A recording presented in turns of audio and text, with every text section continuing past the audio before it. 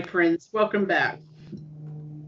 The third secret is so now we're back again. So let's wait. It's been a while since we waved a book. Let's read Sochi's work. So as I read Sochi's work, I searched, and I don't use Google as my search engine. I use DuckDuckGo.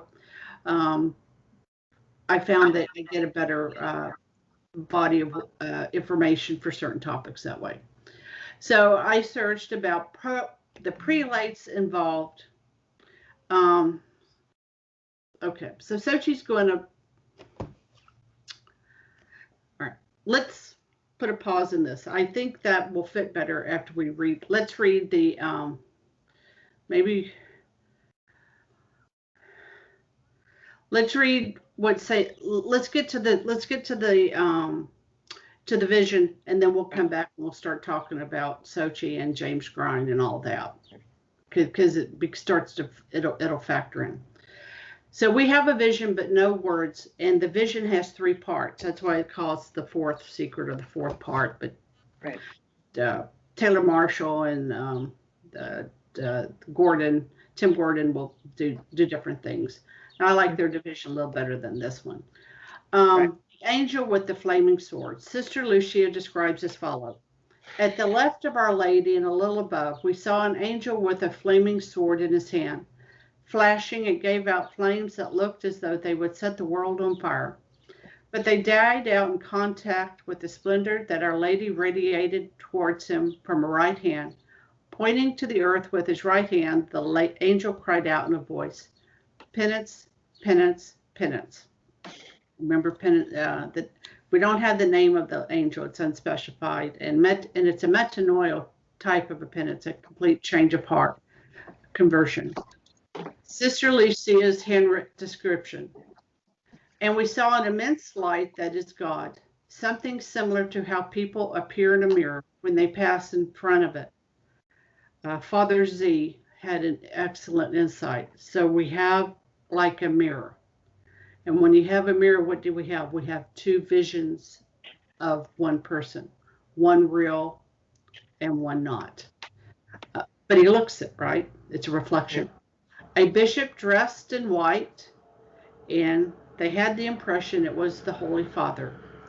They saw other bishops, priests, men and women, religious, going up a steep mountain, at the top of which there was a big cross of rough-hewn trunks, as of a cork tree with the bark.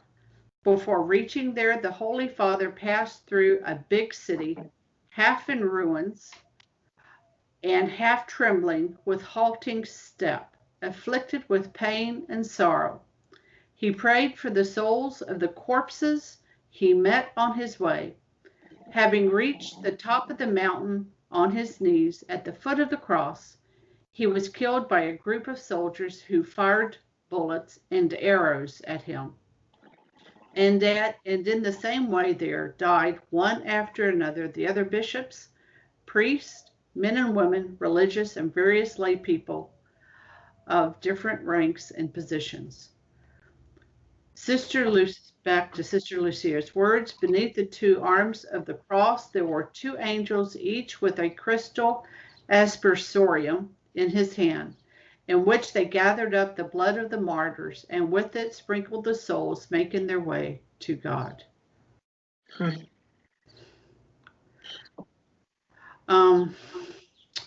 This is kind of part of the poem. That secret wasn't released to 2000. It wasn't released in 1960.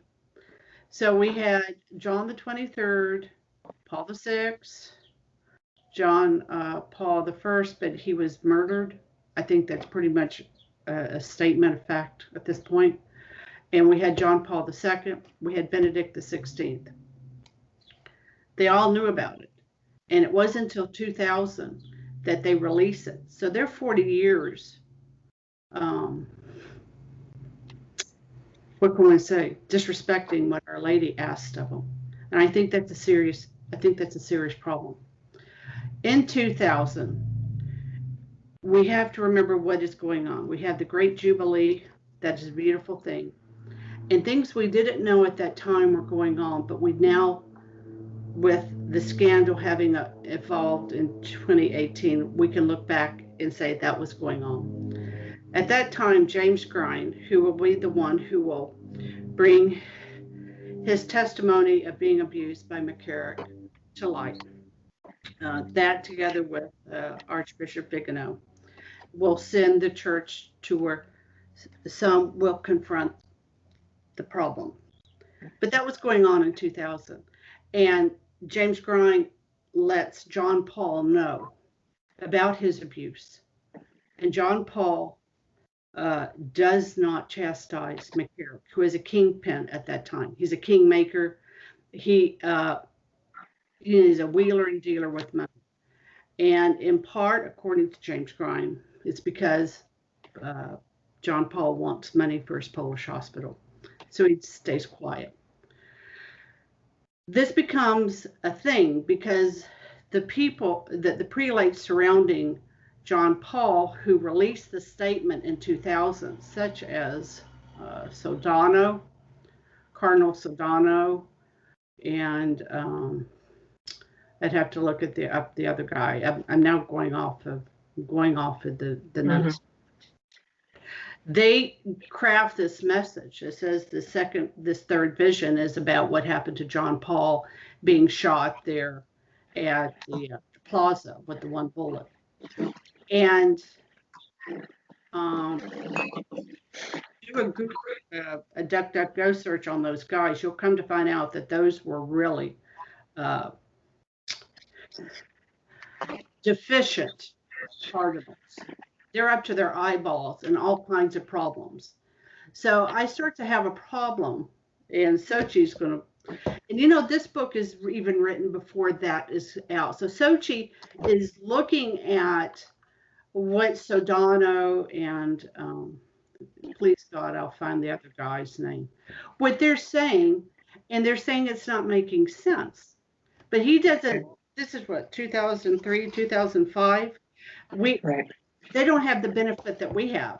And then we can Google up who these cardinals are, and you find that they're a cesspool. And that's what makes this whole thing start, you start to say, what in the world is going on? What is the world's going on?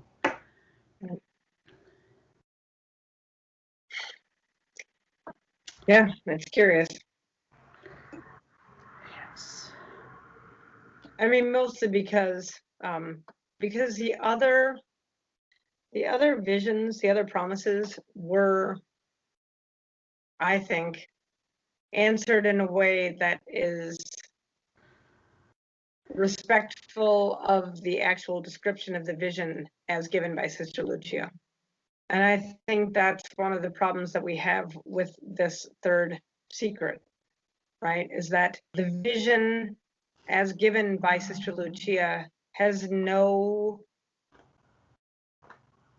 correlation with what we know to have happened to John Paul II. That's right. I mean, there's no visual correlation. There's no mental correlation. There's no one who is with him.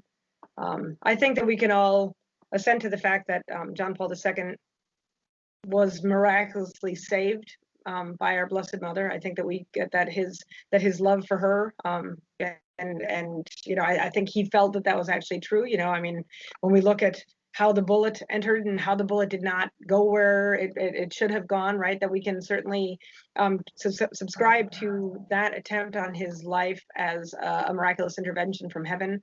But that does not ergo mean that simply because there was a miraculous intervention in the life of John Paul II that we can then thereby say, because I mean, it totally flies in the face of the fact that the Pope dies. That's right. That's right. And we're going to pick up with everything you said is exactly spot on. All right, my friends, till the next time, Fides, Abbraccio.